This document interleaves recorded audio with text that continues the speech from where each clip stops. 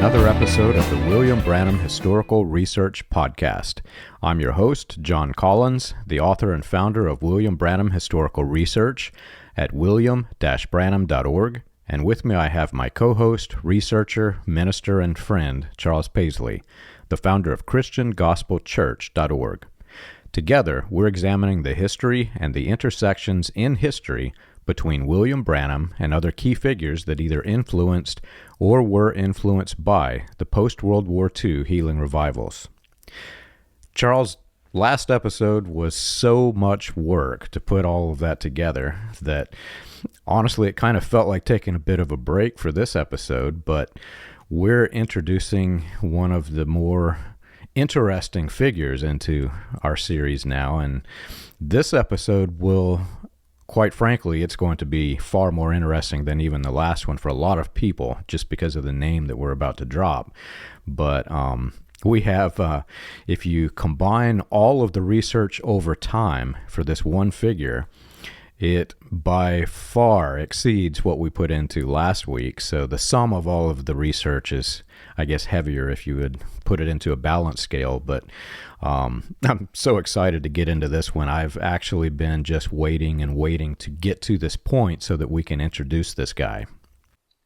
Yeah, I'm looking forward to it too, John. We're probably just going to get to the very initial part of him coming in the door in this episode, but we're going to explain everything that's going on as the Reverend Jim Jones enters the picture. Right. So in this episode, we're especially going to talk about the divisions and the splits that kind of started happening around William Branham, beginning in the early 1950s up to 1954, that was affecting his inner circle. And I think pretty well all of our listeners are already aware that William Branham and his message following ended up completely isolated from the rest of Christianity. But it was really a gradual process over the course of a few years up to a decade that really brought all of that about. And today we're especially going to be able to look at some of those early divisions and how Jim Jones ended up intersecting with the message through some of those. And to do that, I think we got to walk through some of the ways that the Latter Rain movement itself was splitting up. Jim Jones was a Latter Rain preacher at that time, and how it was dividing during the early 1950s, and how really all of Pentecostalism was going through a schism over the Latter Rain movement in those years, because the splits and divisions in the Latter Rain movement and the Pentecostal denominations' reaction to the Latter Rain movement really has a direct impact on what's happening here with William Branham, with his ministry, with the people around him. And as that goes on, William Branham and Gordon Lindsay and Ern Baxter and quite a few other preachers all end on opposite sides of the splits that are happening. And that trend keeps happening up until William Branham finally ends up being left with just the small following that will form the nucleus of people fanatically devoted to him that really begins the first phase of the message cult. Yeah. I think it's very important to point out for the listeners who were in the cult of personality, the rest of the world, from the outside looking in, just simply views William Branham and his message sect and its various isolated splinter groups as this extremist form of Christianity that was at one time part of the bigger, broader picture, and then just kind of, as every destructive cult does, just kind of isolates itself and becomes more separatist and extremist and, as other people put it, just, simply going off the rails. But to the people who were in it, it's entirely different because, like me, for instance, I was born after all of that happened. And I knew that we were isolated, and I thought this was a holy thing. I thought, this is the way it's supposed to be. God wants us to sever ourselves from other Christians. And I can remember, I read my Bible a lot, both before leaving the cult and after leaving the cult. And I remember in the cult reading that passage about, those that would come and sever the body of Christ and all of this. And the cognitive dissonance that went through my head when I read this, because I knew that's what we were doing. We were doing exactly what it was condemning in the Bible. But we thought, we were manipulated and unduly influenced to believe this was a holy thing. And the importance of that to somebody who left this cult is significant because the way that they painted this picture was completely wrong. They painted it as though William Branham came as this quote-unquote messenger for the age, and he was creating a separate people. But the history doesn't show this. That's not what happened. He separated because they basically booted him out, and he wanted a broader fellowship. He wanted all of this to be, basically under his manipulation and control. And like the kids playing in the playground, if you're not going to play our way, I'm just going to go play by myself. Mm-hmm. That's a pretty good description. Yeah, there's like the scripture in the Bible, let the tares and the wheat grow together till the end, right? But William Branham more or less jumped the gun on all of that, right? And he more or less set up, this is the doomsday. Let's separate the tares and the wheat. But I mean, this is 75 years ago, this stuff at this point. Clearly, it wasn't the end. I mean, it's utterly manifest that William Branham was totally mistaken at this point about just the very core thesis of everything that he presented. The end of the world should have happened, honestly, about 50 years ago. If William Branham really was who he said he was, and if the things he said was true. But jumping ahead, maybe before we do dive into the splits, some resources just to point the people to if they want to look at some of this stuff. One of the things I would recommend to cover some of these things, New Charismatics by Michael Moriarty. Just a few resources. The Healer Prophet by Doug Weaver has got quite a good bit. He's probably, of all the people I've read, John, besides people like us that actually left the message, I think he has the most accurate take on some of the stuff that happened when this thing all blew up. Another book that covers kind of how the whole charismatic movement came out of the splits is The Healer Prophet by Doug Weaver, or rather David Edwin Harrell. Also, look in the Herald of Faith magazines. That's a lot of the ways that you can... Joseph Mattsson-Boze actually airs. He don't mind writing the dirty laundry in the magazine, right? No, he don't. You can just read it. And last of all, if you look on Google, almost all the elders of Sharon Orphanage, you can actually find the recorded testimonies on YouTube, and they'll spell a lot of this stuff out for you too, exactly what happened. And so after that, let me just dive in. So, if you recall back on episode number 16, when we did the birth of the Latter Rain revival, the Latter Rain had started up in Sharon Orphanage in 1948. And the orphanage had been created by the Foursquare churches. Angelus Temple was the headquarters. And the Foursquare superintendent was actually there, Herrick Holt, when the whole thing started out. And I think he survived. He stayed with it to the end, I believe. I believe he died still member of Sharon Orphanage. Yeah, and I totally missed that connection whenever I was writing the first book. I saw that Foursquare Church was involved, the heads of the Foursquare Church were involved with the Sharon Orphanage. But see, at that time, I did not know what the Foursquare Church was. I saw it out there as just this denomination. I didn't realize the significance of it until we started getting all of these other puzzle pieces and putting them together. And wait a minute, this is Amy Semple McPherson's group, and they're behind most of what we're seeing here. Yeah.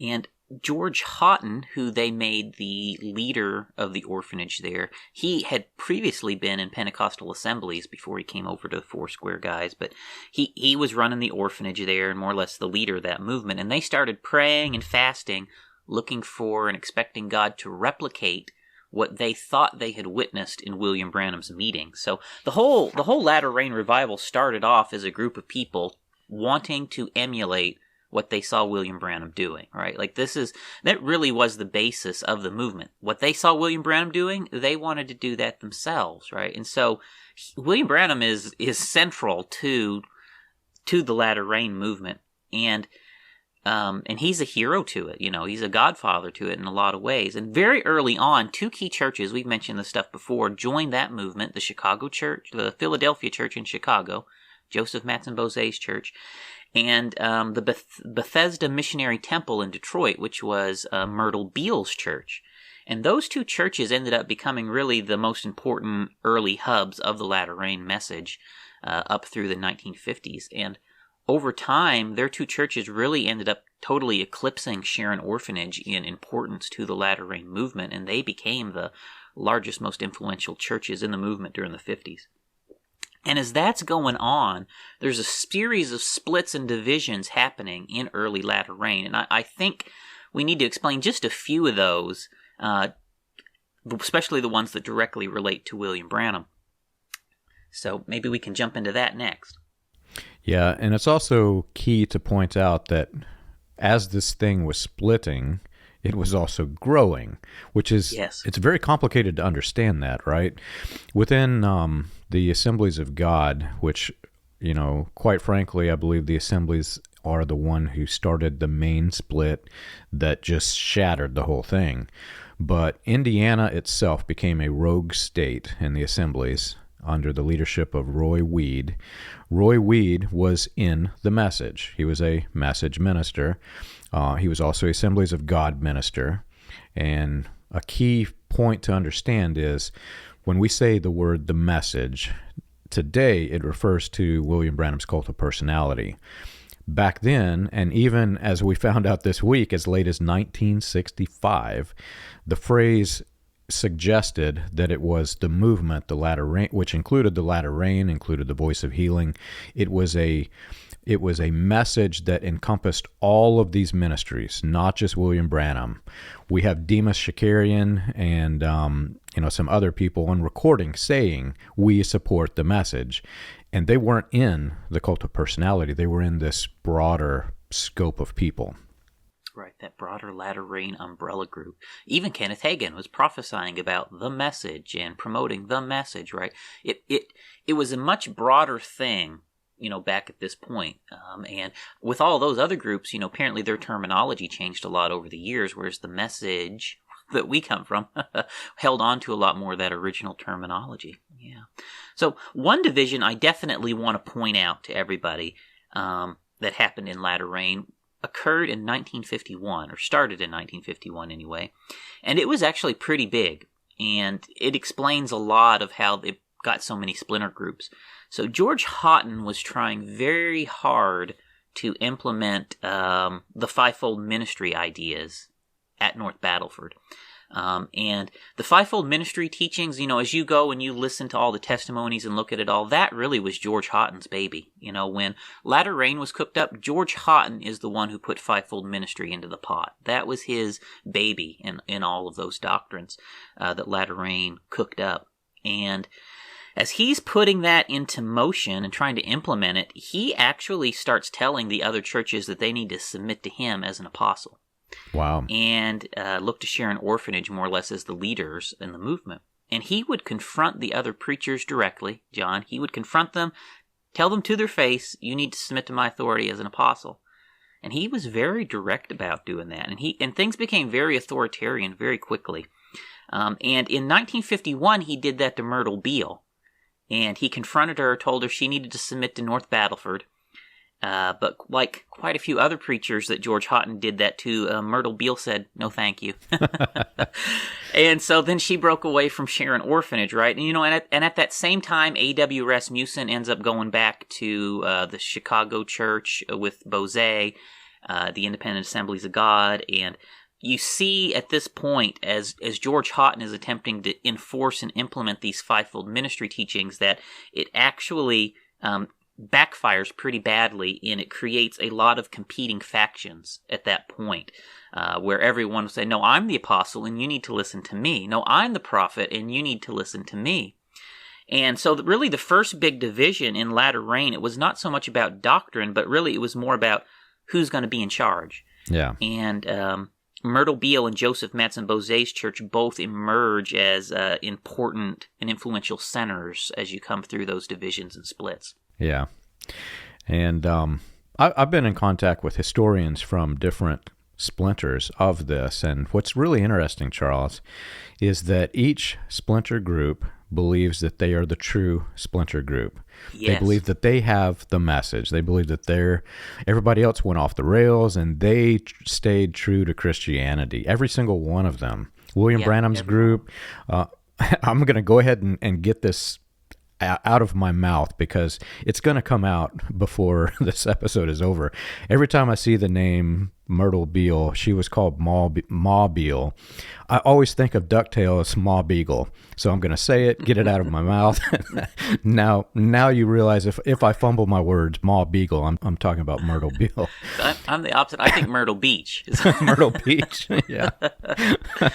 I've been in contact with historians over the years that came from Ma Beale's splinter group, and they believe that they have the true latter rain, that William Branham was just this sideshow for latter rain, that Ma Beale and her inner circle was basically the true form of the latter rain movement, not realizing that William Branham is basically, he not just... And we had George Houghton. So yeah, exactly. We had the guy that she said no to, right? Exactly.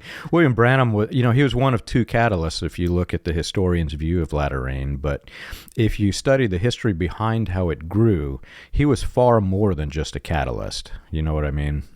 Yeah. It was built off of seeking to emulate him. That was what started it out. And he is influencing it with teachings and doctrines, all the way through. So... at the same time that power struggle is playing out between George Houghton, Sharon orphanages, and other churches participating in the latter rain movement, pressure is also being applied by the Pentecostal denominations on latter rain, right? Simultaneously, Pentecostal Assemblies of Canada, Pentecostal Assemblies in general, Assemblies of God, they were the first denominations that started fighting against the latter rain movement. And in 1949, both of their denominations openly denounced latter rain. I mean, we've got copies of the minutes from their convention meetings. They openly denounced latter rain and more or less said, we don't want it in our churches. We reject this, that, and the other that they're preaching. And as they do that they start an effort to try and stamp it out of their churches. And that conflict actually ends up causing a major schism just across all of Pentecostalism. And people from Sharon Orphanage, they actually start organizing and plotting to overthrow the denominational churches. And Sharon Orphanages, they actually start circulating papers with instructions for how to do a hostile takeover of the churches. How to, have votes, throw out the old leadership and get control of the churches. And as that unfolds, they're trying to get control of assets, properties and things from them. And it gets really nasty, John. It really does. And the latter rain people were successful in taking over quite a few churches. Myrtle Beale, she took her church out and quite a few churches along with her out of latter rain. Sharon Orphanage did the same. And a lot of churches exited and went with Joseph Mattsson-Boze in the Independent Assemblies of God at that point. And so this went on for several years, but it's not really till 1953 that Assemblies of God finally took the really radical steps to totally force and remove preachers that were friendly to latter rain from their churches. And this is the point where we can bring Jim Jones into the story, right? Exactly. Because Jim Jones was a latter rain preacher in Assemblies of God during that period, and he ended up getting caught up in that purge, and that's what pushes him out of Assemblies of God and sets him on a course working with William Branham. And I know we are going to do some full episodes where we deep dive all of this, but maybe you want to talk a little bit about that here, John. Yeah, in my research, you can actually find it if you go to jonestown.sdsu.edu. There's an article, The Full Gospel Origins of People's Temple, that kind of gives you a broad overview of this. But People's Temple was created literally due to the split that Assemblies of God was enforcing in their churches. Jones was a regular speaker at the Laurel Street Tabernacle, which was an Assemblies of God church, and they were part of the message. They were not part of the message as we think of the message today. They were part of the latter rain message, the message that encompassed all of this full gospel, faith healing, etc. They were part of this. They had divine healing services, and Jones was a very limited fame, but in the early stages, he was growing fame for his divine healing. I call it a stage act now, but they truly believed he was a divine healer. They believed that he had the quote-unquote gift, just like William Branham, the same discernment, the same power to heal, etc. It's pretty interesting. He started doing that immediately after he met William Branham. He didn't even know how to do it until he met William Branham. Exactly. So he's in this church, and remember, Indiana itself became a rogue state and supported William Branham through Roy H. Weed. Well, Weed is the one who came to dedicate the tabernacle as a full gospel tabernacle. So it was literally dedicated into the message, if you understand what is the message back then. And Weed held that purge off in Indiana from the late 40s. He was the one who kept the latter-rain preachers from being purged in Indiana up till 1953, when central leadership cracked down so hard he couldn't resist them anymore. Right. So Jones was a part of this, and he was watching this, this very, very rigid split in Pentecostalism. And he is taking the William Branham side of the split.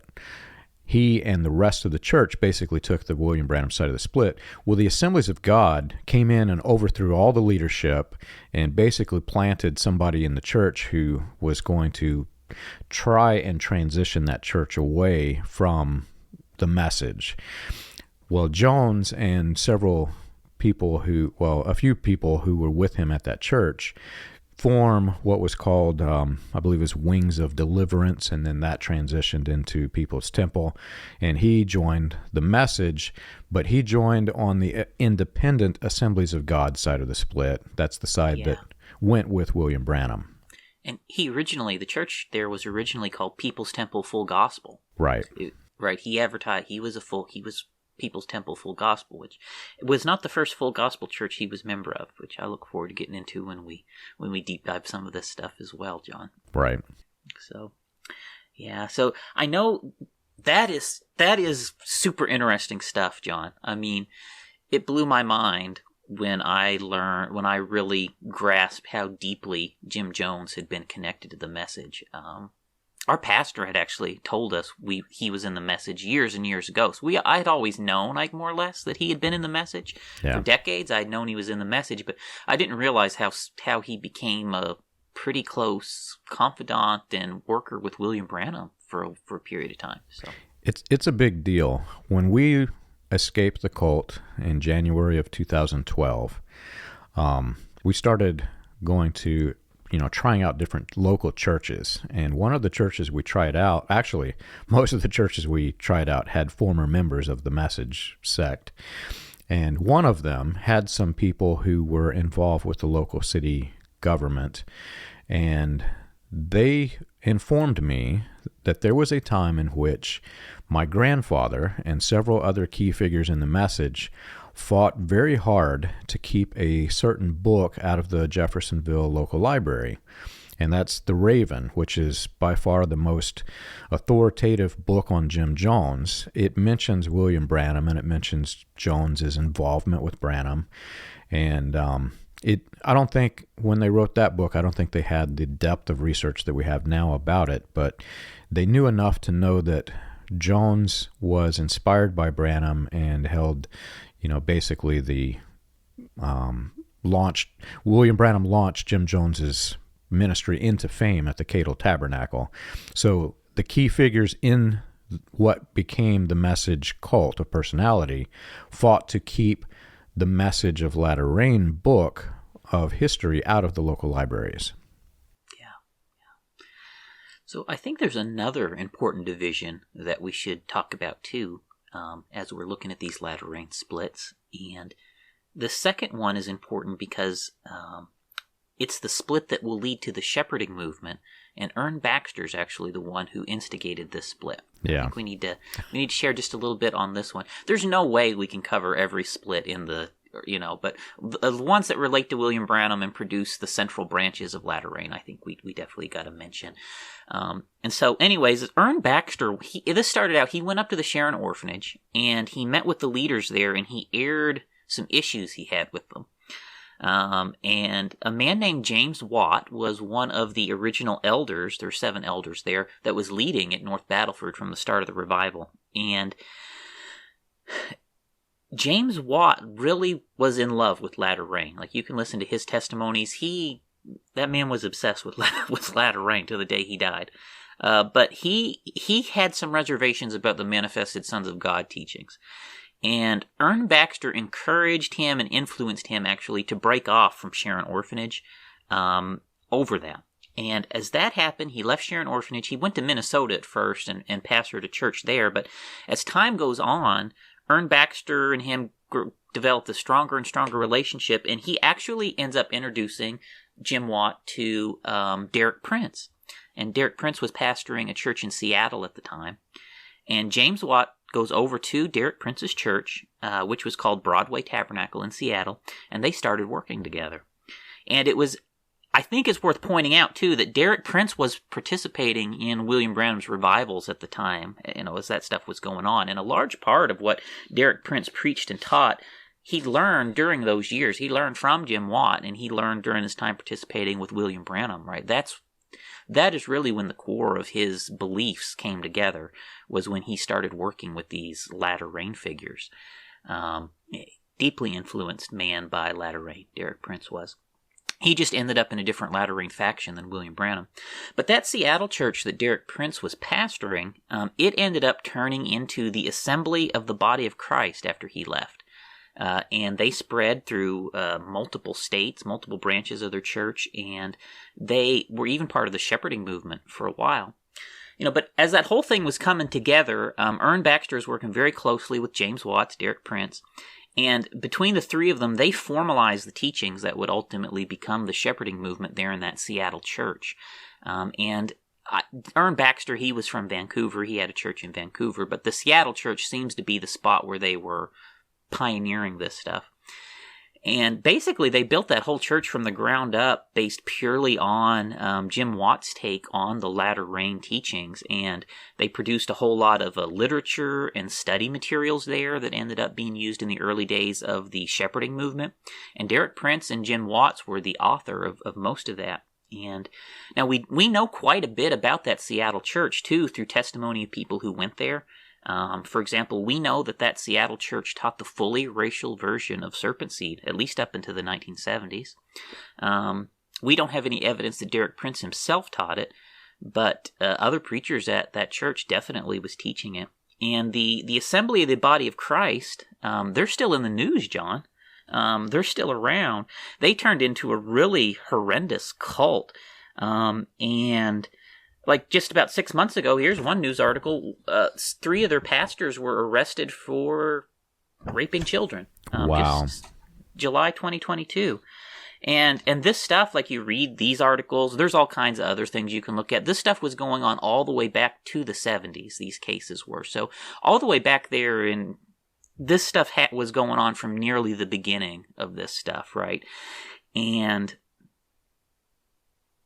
this stuff is just really sad, John. These are cults, right? And when we call these things cults, like, we're not just saying it's small beans. I mean, we're talking child rapes and things like that. This is what these cults ended up producing. And really, it was all the way back very close to the beginning of the launch of these things. But anyways, of course, Derek Prince and Jim Watt, they had moved on by the time that these things started. But it does interest me that these men have a pattern of starting groups that turn into horrendous cults. This isn't the only cult Derek Prince is going to start. This is, I think, cult number 2 for Derek Prince. He's got at least one more cult after this that he's going to help build. Yeah, and there's one phrase that you mentioned that I think is significant that our listeners understand for those who aren't familiar. The fivefold ministry. This doctrine, as you mentioned, was a very fundamental part of the Sharon Orphanage. But deeper than that, it became a very fundamental part of all of the various splinter groups that emerged from it. And you have to be careful and cautious how you handle this doctrine because it is based off of a passage from the Bible. However, the way in which they teach and implement this doctrine became the architecture for creating a destructive cult hierarchy. The doctrine is simply, it means that to them, in the last days, God would send apostles, prophets, pastors, teachers, and evangelists. But the way in which they implemented it was a hierarchy. And as you said, certain key figures wanted to be at the top of this hierarchy, instructing the others. And so they were literally creating the cult pyramid, where there is a men or specific person at the top, and they have like this reporting structure all the way down to the rank and file members. It's a religious pyramid scheme, basically. Yeah, I know we talked about that and the fivefold ministry stuff quite a bit when we did our Manifested Sons of God and our Latter Rain episodes. And maybe we should do a full episode on the history of the fivefold ministry teaching at some point. But at its core, if you anywhere, I'm going to say something that I think everybody probably knows if they haven't listened. If not, this would be an eye-opener. Pretty well anywhere in Christianity today that uses the term fivefold ministry is using the definition that was created by George Houghton in the Latter Rain movement. Right. Okay? Everywhere that uses it, that term fivefold ministry, and I have not seen a single place, they're using the definition created by these Latter Rain people. That definition did not exist before the Latter Rain for fivefold ministry. The term fivefold ministry was used here and there before Latter Rain, but they are the guys who took it and defined what it means in charismatic Christianity today. They're the ones who modeled it. They're the ones who pioneered it and put it out as it is. And one of the very key differences in what they did with it, with anything that went before, is they turned it into, instead of viewing the fivefold, those five offices, I said it right there, instead of viewing them as gifts, they view them as offices, right? Yeah. Which is a dramatic departure from even what the Pentecostal churches they were part of believed. The Pentecostal churches looked at them as gifts. They did not look at them as offices. And the churches before them all viewed like the authority of apostle and the authority of prophet and so forth vested in the corporate church, whereas they took it and they vested these in singular individuals, right? Even the roles are significantly different. And I'm trying to flesh this out so that people who are listening can kind of grasp how important this is. Even the roles are different. Whenever in the book of Timothy and different passages in the Bible, when it talks about the pastors, when it talks about the ministers, the word used is literally the same word that is used as a deacon. It's basically a servant. It's a shepherd. It's a person who isn't controlling, but is teaching people under their leadership to become leaders. In other words, we don't want a central figure of a small group who are reporting to him in this building. We want to spread this good news of the gospel to the world. We want each person to become this. We want servants to lead people and help them understand how to lead other people. That was how this was established. But this Latter Rain version flipped it upside down. We instead want a gatekeeper, and the ministers become literally a gatekeeper, and more than that, a taskmaster that is controlling the flock. In other words, he is the walls. If you look at the shepherd example, they're building these massive walls of structure around the sheep so the sheep can't look out beyond the walls. Yeah, what they did and what they still do to this day. So, and this is what gives it its power. They take the the verses there where it talks about that these fivefold ministry is for the perfecting or the completion of the saints or the church, and they more or less completely usurp the role of the Holy Spirit, in the church, and they more or less set them up. I am God's gift to you. Yeah. And you can only be perfect and complete by submission to me, right? And I'm saying that really plain, but that is the entire gist of the document, of the belief. Yeah. You cannot be perfected. You cannot go in the rapture. You're going to stick around and be cannon fodder unless you obey me, because I'm here to get you ready for the rapture, right? And that then gives them this complete power where they are now in utter control of the people who believe that. And that's very important to understand that as we move on to the shepherding movement, because think about it, Charles, even the name, the shepherding movement, what they created at the Sharon Orphanage, they wanted to take that power that they created and put it on steroids. And that's what happened as it transitions on to these other movements. Yeah, so the manifested Son of God piece of that, I guess we can recap some of our manifested Son of God pieces, right? The manifested Son of God aspect of all of this is what sets up this thing that we all got to get ready for the rapture, right? Yeah. Like, I'm sure if you're in probably NAR, our groups, John, that phrase, let's get ready for the rapture, right? Did you ever hear that? That Absolutely. we've got to get a people ready for the rapture. That is a latter rain concept. That did not exist before latter rain, and that also flows out of manifested sons of God. The whole idea that there's a certain people got to get to a certain state so that then they can finally go in the rapture. That is latter rain. I mean, all of this is latter rain. Like the whole concept that there's got to get this ministry, that's got to get this people ready, so then we can have the end of days scenario. That is latter rain, and that went far and wide, John. I mean, that went far and wide out of this stuff. Another phrase they use is we're living on borrowed time. In other words, the church is not ready to be raptured because we haven't got the church into this state of perfection, which all cults claim that they can bring their people into this, carrot on a stick style perfection where they give them something that can never be achieved. But they teach that we're living on borrowed time because the church has not reached this.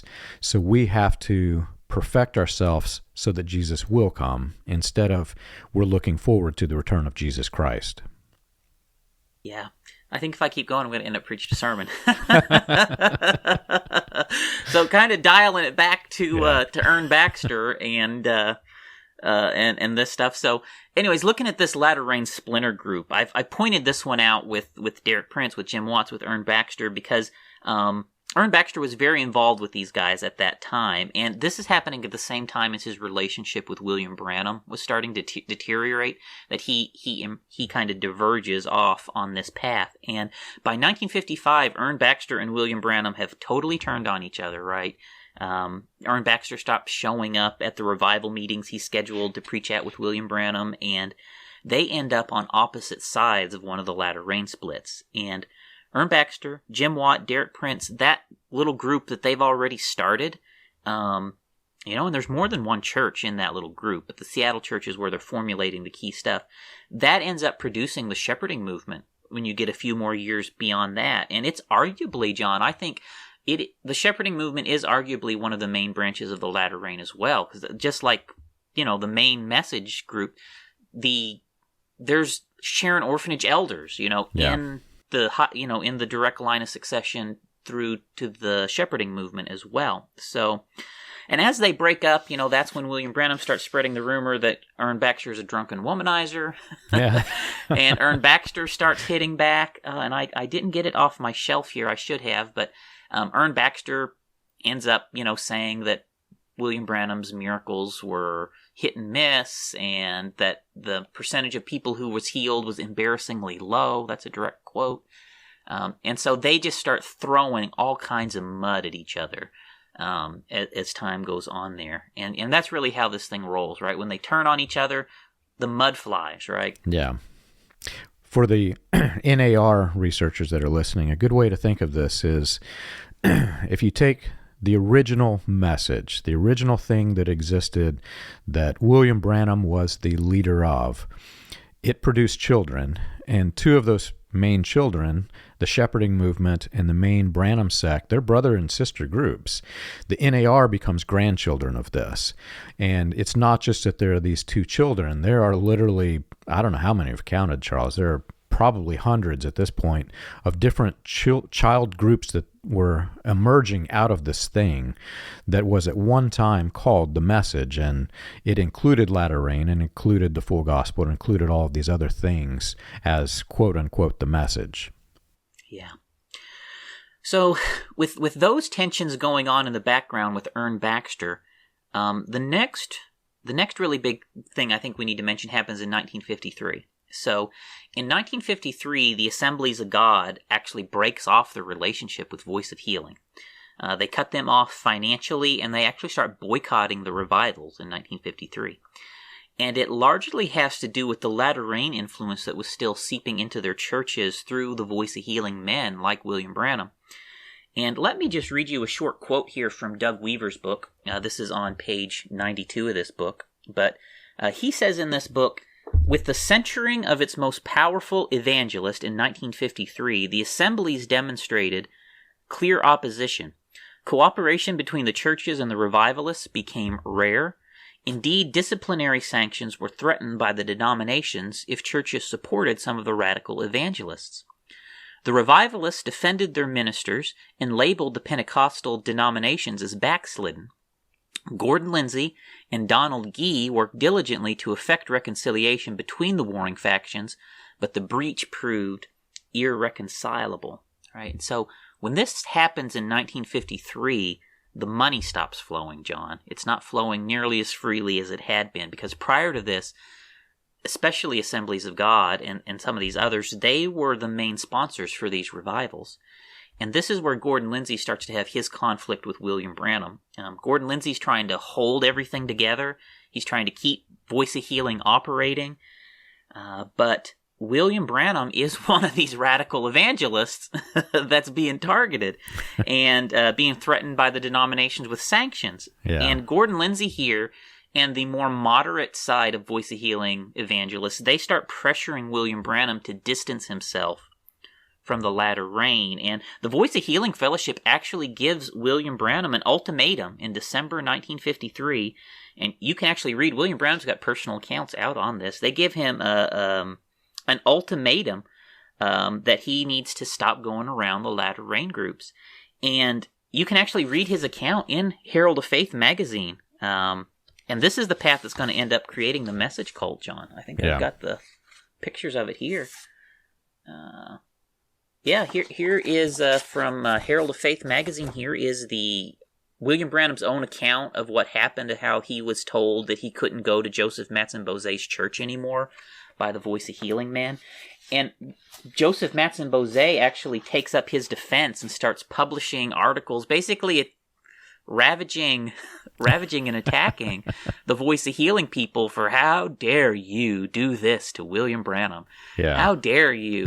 And he calls them flat out, pretty well calls them dishonest and unchristian. Like, it starts turning nasty very, very quick when that happens. And basically what's going on there is William Branham refuses to break it off with latter rain. And Voice of Healing, you know this, John, maybe you want to speak to it a little bit, but Voice of Healing actually completely severs relationships with William Branham at the end of 1953, lasts for about 3 or 4 months. As all of this drama unfolds, he's disinvited. He's disinvited to his face from one. He shows up at one of these revivals to preach, and he is sat down and actually barred from preaching at a revival he shows up to in December 53. And then they don't let him preach for several months, right? And these are the sanctions coming out of Assemblies of God and stuff that's doing this. It's funny to me, Charles, you know, the cult headquarters, they put such emphasis on how they believe every word that the quote-unquote prophet said is of significance, to the extent that they'll even publish these recordings that are only a few minutes, and they'll give it these strange, index keywords that have like XX or some weird index title. But this is a statement, not a sermon by William Branham, and it may only be a few paragraphs. They stress the emphasis that everything that the quote-unquote prophet said is important and we should preserve it. You don't find these things published by cult headquarters. We have identified so many things now, even actual recordings that they don't publish. And and most of it seems like has to do with William Branham's relationship with these other guys, the stuff that's cut out. Exactly. And if you think about the way in which it formed a cult of personality, I can argue that the cult of personality didn't fully exist until after his death, because I watch men like my grandfather who are controlling and limiting the amount of information to the extent we've just identified this week through some of your research, Charles, that they're actually, the blank spots in tape, they're cutting key figures out of the recordings so that you don't see the broader picture. All you see is William Branham, and you think he's bringing the message, and this recording is the message, and you don't see that he's on the platform with, many, many other men, and they're all saying the same exact things he's saying, but they cut out all of this critical information. A lot of it, it's like when he says nice things about them, when he's supposed to hate them. Yeah. It's right? really weird. Like we found that he's holding revivals with Oral Roberts, and Oral Roberts was one of the bad guys, Charles, whenever I was in the What message. Was he doing holding revival with the angel from Sodom? I mean, like... Exactly. No wonder they cut it out. Yeah. But so what's happening, and this is way broader than we can explain in this episode. It would take 3 or 4 episodes to fully grasp it. My research is also published on the Jonestown site under an article, Enemy in the Camp, the inside story behind Jim Jones' 1957 Prophecy of Death. You can kind of get a broad overview of what's going on, but as all of these men are limiting William Branham's involvement, Gordon Lindsay is shutting him down. Hundreds of ministers are saying, we will not let William Branham bring his heretical self-promotion into the churches. That's basically the essence of what's happening here. Well, what happens is Mattsson-Boze goes up to bat for William Branham, and he sends introduction letters to William Branham saying, here's this guy, Jim Jones. He can help us. Here's his contact information. I'm going to give him your information. I'm going to tell Jim Jones how to bypass your screening people for incoming mail. I mean, it's a big deal. Jones is literally becoming not just a message minister. He is becoming the right-hand man, one of just a handful, who are standing by William Branham as this whole thing is just imploding. Right, because as you come into those years, so F.F. Bosworth is elderly, and he's to the point he's about to pass away, so he's not able to preach so much anymore. William Branham's lost Ern Baxter to a split. William Branham needs to replace these figures to do his opening stuff at these revivals. Jim Jones becomes a figure that comes in and actually starts being the Ern Baxter replacement on his team for a little while. So we'll get into that stuff more. That'll be a good episode, John. And so, for me, I think it's pretty obvious, when you look through this split, kind of what's driving this one with Gordon Lindsay. Gordon Lindsay and at least a small majority of the Voice of Healing guys, they're willing to yield to the denominations and step away from latter rain in order to preserve their relationships with Assemblies of God and so forth. But William Branham doesn't want to give up latter rain movement, right? And this is really what is driving this, right? So they can choose the established groups, which is larger, which has, that's where that's where the money is. That's where the biggest crowds are. So they can choose that, or they can choose this emerging, crazy groups on their way to creating all kinds of cults. And William Branham chooses the crazy side of things that's on their way to creating all kinds of cults, right? So that's happening. And, it takes a few months, but by the summer of 1954, Gordon Lindsay and William Branham kind of end up at making a truce after that first dust-up. And William Branham does start working with Voice of Healing again a little bit, but Ern Baxter and these guys gradually stop refusing touring with him. By 1955, Ern Baxter won't tour with William Branham anymore. Yeah. So he's just going through this period of where it's just gradually getting worse. Relations are deteriorating. And it's really not until 1957 that it finally totally enters this point where there's a complete severing. But it's between 54 and 57, you have this slow-moving deterioration. And what is at the root of it is Gordon Lindsay and the majority of Voice of Healing wants to go with the Assemblies of God, Pentecostal assemblies, and keep relations there. And William Branham don't. And that is the That's what drives this division. And it's when this happens, John, this is when William Branham goes overseas and meets Paul Schaeffer, right? Yeah. This is when William Branham brings in Jim Jones, right? This is when things start taking a dramatic turn as William Branham is bringing these really disreputable people into his circle. Yeah. I think it's also important to point out, like every situation, it's far more complex than just a black or white, this is what happened and why. The finances behind this thing were significant. And the fracturing of all of these different splinter groups from it was impeding the ability to bring in the massive amounts of money that they once had before. Remember, when this thing started, everybody joined in and they thought, this is it, this is the rapture, we're all going to heaven. And you had all these, even to some extent, some mainstream denominations of faith joining into this thing. Well, then once they realized, wait a minute, this is just another cult, this is the framework of how a cult starts, all of these groups started backing away. Well, with them backed away their money. And at the core of this, there was so much money coming in that the key figures, Gordon Lindsay and some of the others, they had to find ways in which to keep the revenue flowing. So they had to find ways to attract people. But not just that, they had to find ways not to dissuade people. So if they brought William Branham into the picture, well, this entire sect of Pentecostalism won't come to the show.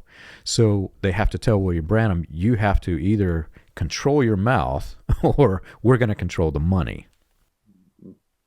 Now, in the message, this slowly developing split that started in 53 with Gordon Lindsay and Voice of Healing, it is a central element of the message's mythology of its history. Right? Yes. I mean, this is when William Branham was supposed to get the revelation that the bride of Christ needs to come out of the denominational systems and start preparing for the rapture.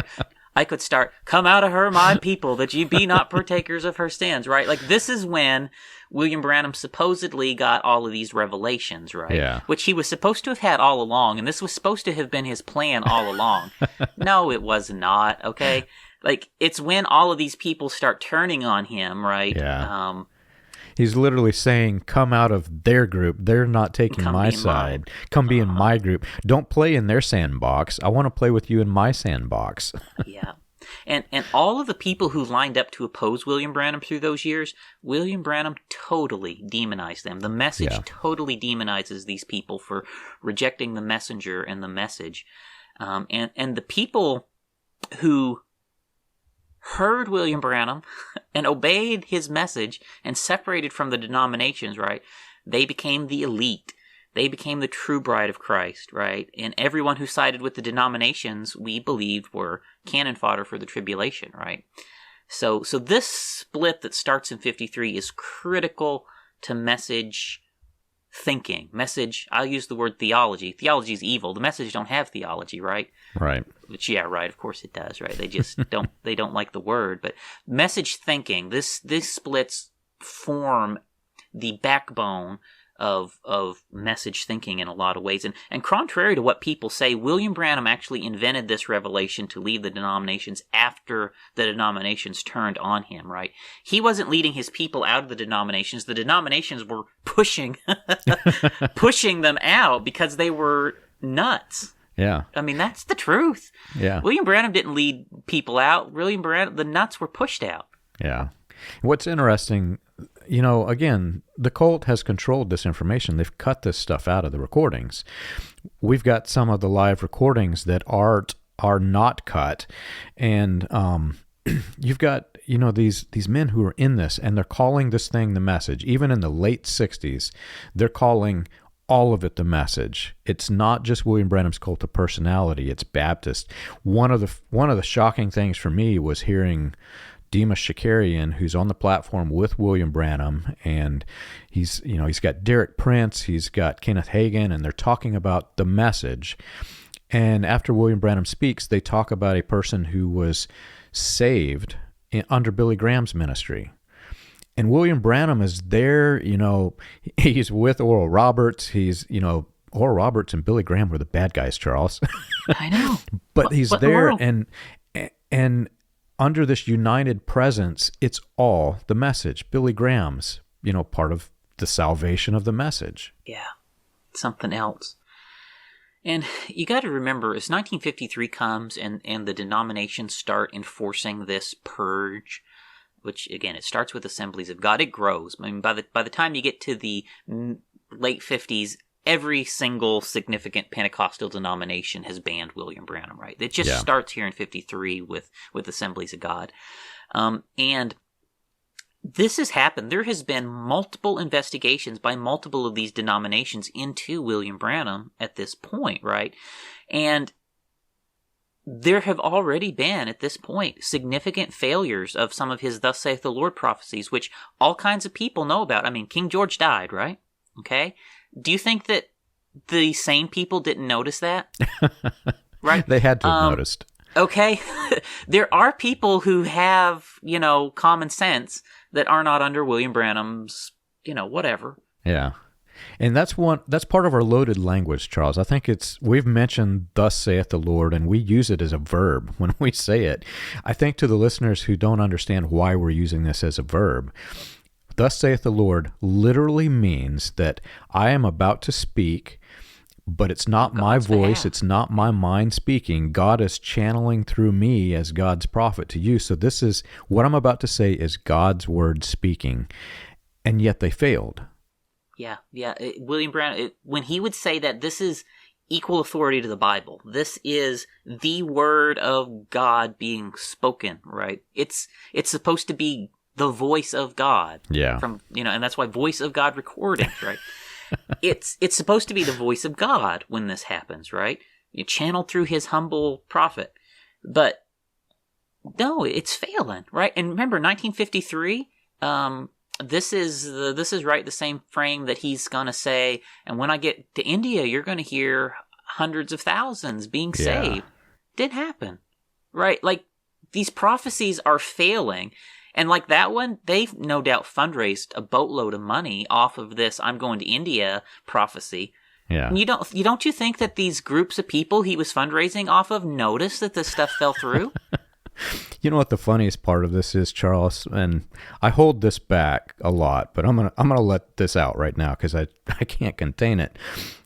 I know William Branham's family that took over this. My family knew the family. My family was very close to the family. We know them intimately. We know, and we have proven beyond a shadow of a doubt, that they're cutting parts of the tapes out. Whenever something isn't right, whenever a healing fails, just do a search for blank spot on tape. You'll find thousands of them.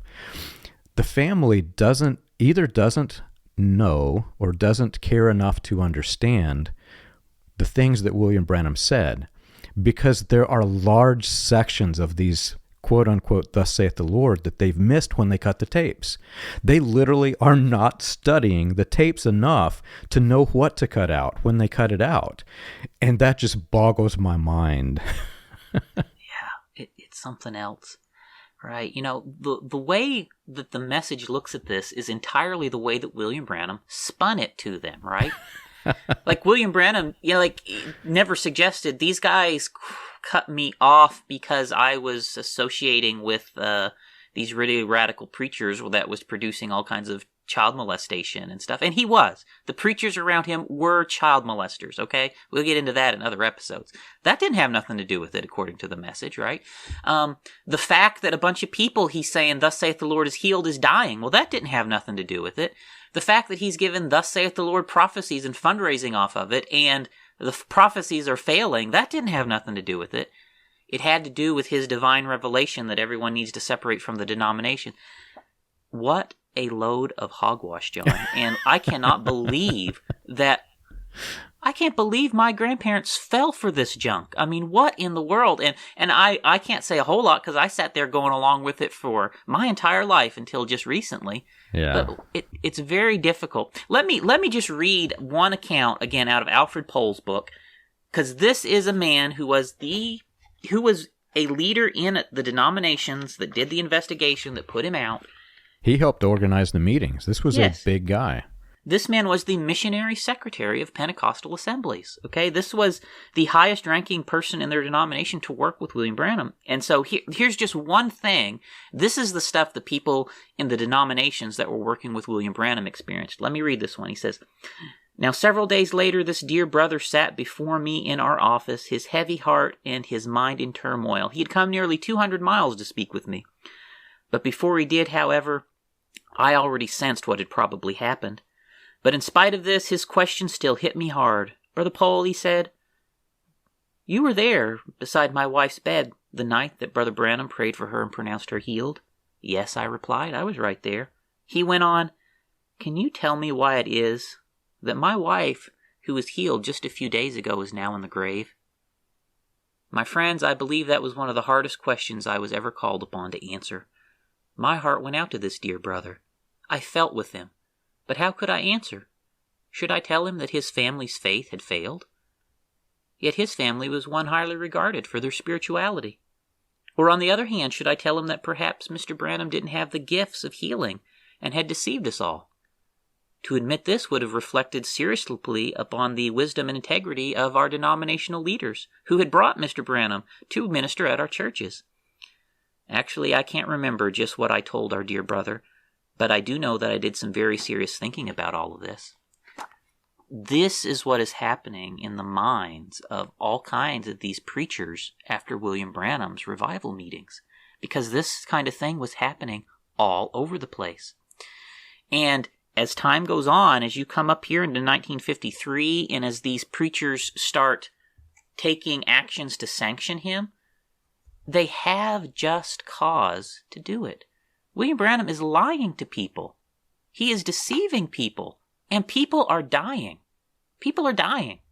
I mean, what more cause do you need to sanction a man than people are dying after he's telling them they're healed? He's telling them they're healed. They go off their medical treatment. They die. What more cause do you need than that? It really angers me, Charles. People who have left the cult have shared with me some of the statements made by the current gatekeepers that they call themselves pastors. And examples like this that you give, these men know this history. I mean, they've got one job to do, is study the message, and that's what they preach is the message of William Branham. They've got one job. They know these things, but in response to things like this that Alfred Pohl said, they will say, well, William Branham never said, "Thus saith the Lord," that this person is healed. Number one, it doesn't explain the problem. Alfred Pohl, he's not lying. You can go back and you can search the newspapers and you can see that some of the people he's even talking about.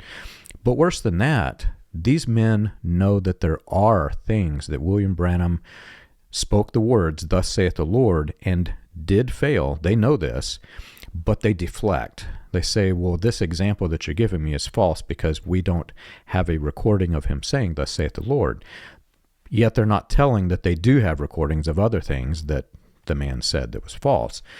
It's really problematic whenever there's that level of manipulation. And that's why it turned into a destructive cult. Yeah, it's something else. The average person who was at those revivals thought they were seeing all kinds of miracles, right? Yeah. But the preachers and the leaders who had to deal with the fallout after William Branham left town, they knew the truth, John. They did.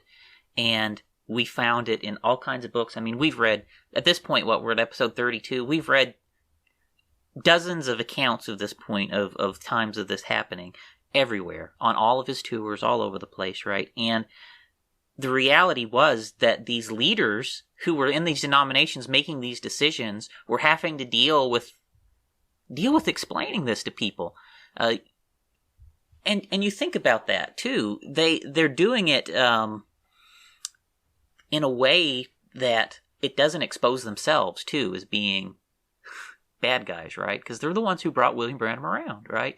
And so somehow it's almost done in kind of an under the rug kind of a manner, right? They're banning William Branham, they're banning this radical stuff, but they're not flat out telling the people why, right?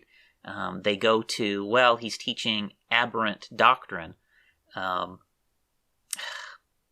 But really, I think it has a lot to do with all of these deaths as well, honestly, as I read accounts like that. And so, anyways, I think that, honestly, when you step back and look at the facts, the mythology and the message around this coming out of the denominations is nothing but a big made-up story. It is not true. I mean, the manner and the reasons that William Branham separated from the denominations has absolutely nothing to do with him having some divine special revelation.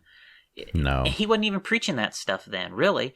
It really had more than anything to do with his refusal to separate from these latter-rain people and all of these people dying. Mm-hmm. I've mentioned it before, and I'll mention again. The Bible says examine, you can tell what kind of tree it is by examining the fruit that it bears. And, I mean, look at the fruits that we have explained in this episode. You've got Jim Jones, who literally killed over 900 people in Jonestown, Guyana, convinced them all to drink cyanide-laced Kool-Aid. You've got the shepherding movement. Their framework is basically, they took the fivefold ministry's hierarchy of control and they said, we're going to elect these shepherds, and these shepherds, which are, by the way, us, are going to have control over the lay shepherds, which are the pastors of the churches, who are going to have control over you. So they created this cult hierarchy, and then it turned destructive, and like you've shown, some of the splinter groups from that even turned even more destructive.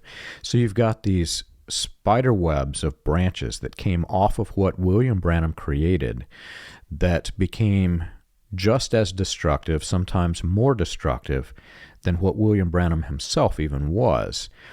And if you examine every one of these groups that splintered, you find very few that actually reformed and turned the right path. Everyone that we see that branched off of this, the majority of them turned the wrong way and became even worse. Yeah, it's something else. It's all so sad, John. You look back, it's just all so sad. And, the truth of this stuff still is somewhat like a knife in the heart to me, as I look at this. And, as we say this, it's not like everything Derek Prince did was bad. It's really not like everything William Branham did was bad, or Ern Baxter. It's not that like these guys, 100% of what they did is bad, but there's enough poison in there that it produced all of these cults. There's something in there that has a tendency to produce these crazy cults, and something is off in there. And I think through our latter rain episodes, we diagnosed a bit of what those root causes are. But anyway, there's one last split, and I'll just do this one real quick that I think I need to mention before we wrap up this episode. And, if our people want more of it, they can put a comment. Maybe we can do something deeper on it at some point. But George Houghton, the initial leader of the latter rain revival, he ended up having a falling out with the other leaders at Sharon Orphanage as you come through the mid-1950s. And George Houghton actually ended up excommunicated from North Battleford, from Sharon Orphanage. And so remember, this man, George Houghton, a lifelong British Israelite, a lifelong preacher of the racial version of serpent seed, he ends up at that point being the former leader of Sharon Orphanage, leaves, and he starts working with Joseph Mattsson-Boze at that point with the Independent Assemblies of God. And before it's over with, he ends up really in connection with the message for the rest of his life. And as we've pointed out several times before, I think he was most closely connected to Perry Green and his groups. That's where I think he fellowshiped the most, and he preached message youth camp meetings, and he was doing that all the way through the 70s, the 80s, and then he died about 1995. And so I say this because I really think it's very safe to conclude the message itself is, the message of William Branham is also one of the main branches of the latter rain movement, right? We're right there with the shepherding movement. We're right there with the Sharon Orphanage group. We're right there with the Mom Beale. We're right there with with all of them. We are one of the main branches, and we have the message. I'm sure they don't want to claim it, but they have as much claim to being the successors of latter rain as anybody else. I mean, they had the founding guy as a member. So, anyways, I think that's kind of where we can end this episode. But latter rain caused all kinds of schisms all over Pentecostalism. Yeah. And there's not a major group in Pentecostalism that wasn't touched by it. And we honestly didn't even scratch the surface of all the divisions that latter rain caused here. But I hope we've at least shed some light on the divisions related around the ministry of William Branham. Yeah. I think I'll conclude by saying it's a pattern that continues. You've got, when this thing started, it was called this interdenominational faith, which meant basically, I don't care if your doctrine is polar opposite than my doctrine, we can come together under this thing that's called the full gospel. Well, that doesn't always work, Charles, because sometimes the core doctrines are aggressively positioned against other core doctrines, and they turn into battles and fights. That's literally why this thing splintered in the first place. Well, then what happens is you've got William Branham, who used these different stage personas, each tailoring to these various groups that splintered. Well, sometimes the statements William Branham made are in polar opposition to other statements that he made. Then you've got all of these splinter groups off of the message that are trying to say, as William Branham's son quotes it, every word the prophet says is thus saith the Lord. You've got that kind of mentality. Well, what happens whenever the thus saith the Lord doesn't match the other thus saith the Lord? Well, then you've got one group that says, well, our understanding of it is right and yours is wrong because you listen to this other recording of William Branham. Then those groups splinter and new apostles are raised up. So this thing is ever evolving, ever splintering, ever destructive, ever worse than it ever could have been initially because it's so incoherent, if that makes any sense. It's in essence, it is so internally conflicting that it can never have a cohesive unit of message followers. You're going to have this type of message followers and this other type of message followers who are going to be battling each other forever. That's exactly what we see. Well, Charles, this was fun, and I'm so excited to get into the Jim Jones research. I know that it may be a few episodes out, but we're getting there, and I'm just dying to get into that because it's fascinating to me. But if you've enjoyed our show and you want more information, you can check us out on the web. You can find us at william-branham.org and christiangospelchurch.org. For an overview of the historical research of William Branham and the healing revivals, read Preacher Behind the White Hoods, a critical examination of William Branham and his message, available on Amazon, Kindle, and Audible. Join us again next week. We've got a great episode coming.